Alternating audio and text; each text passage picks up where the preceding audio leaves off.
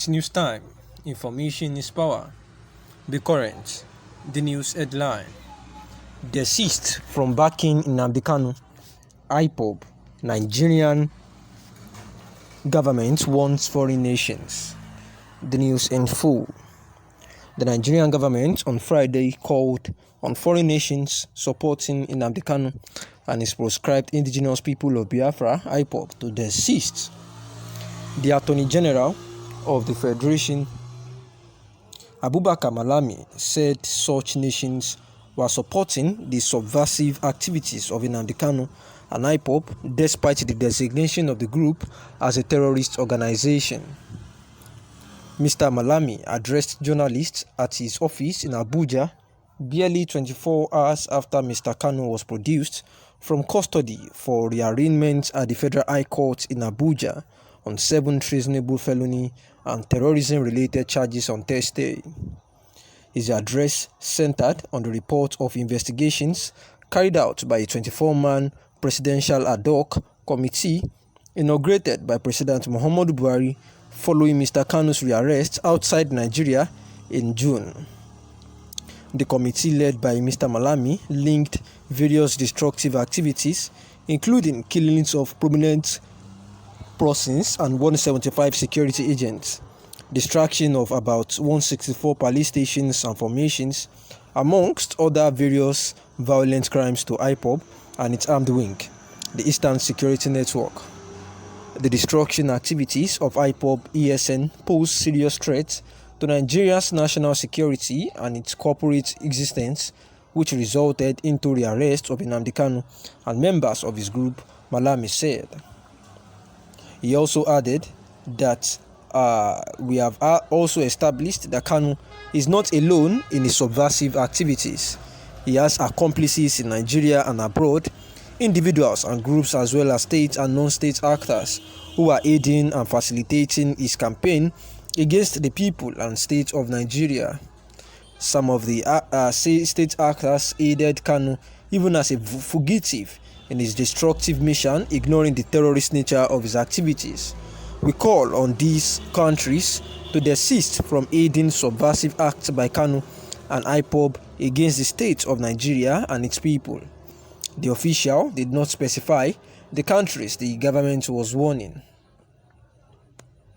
Also, some of these state actors that were said to have aided Kanu even as a fugitive in his destructive mission, ignoring the terrorist nature of the activities, saying that they call on these countries to desist from supporting Nnamdi Kanu, saying that the official did not specify countries the government was warning.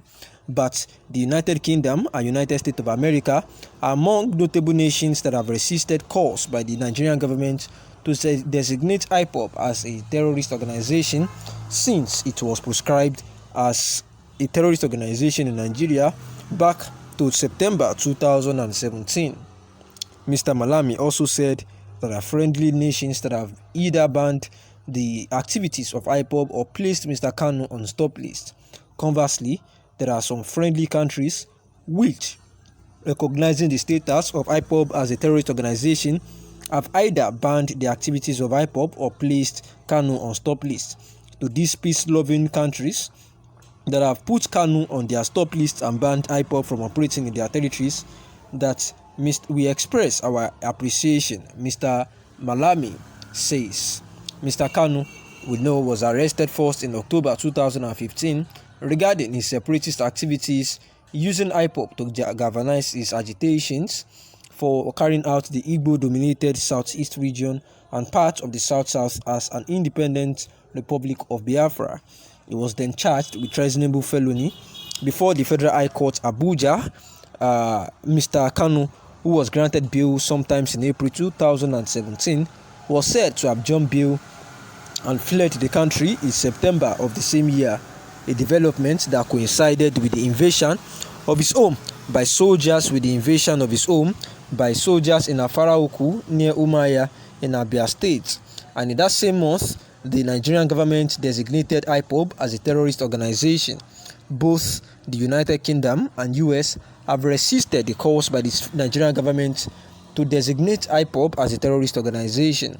Therefore, the Nigerian government has on a number of occasions, filmed over the soft spot the UK has for Mr. Kanu, who has dual citizenship in UK and Nigeria. Mr. Malami said on Friday that despite the proscription of IPOB, Nnamdi Kanu continued the subversive campaign, instigating and inciting broadcasts to direct IPOB members to launch attacks on government. He also added that the NSAS anti-police brutality protest on October 2020 played into the sinister of Nnamdi Kanu, whereby he seized the protest through subversive and inciting online broadcasts and actively commanded and directed attacks on security personnel and facilities, which as a result of this broadcast, it was allegedly said that members of the IPOB attacked and killed security personnel, burnt down police stations, correctional centers, INEC offices, bus terminals, Palace of Oba of Lagos, banks, hospitals, shopping malls and vehicles, amongst others. In June, Mr. Malami announced the rearrest of Mr. Kanu without disclosing how and where. He did not give details in his address on Friday.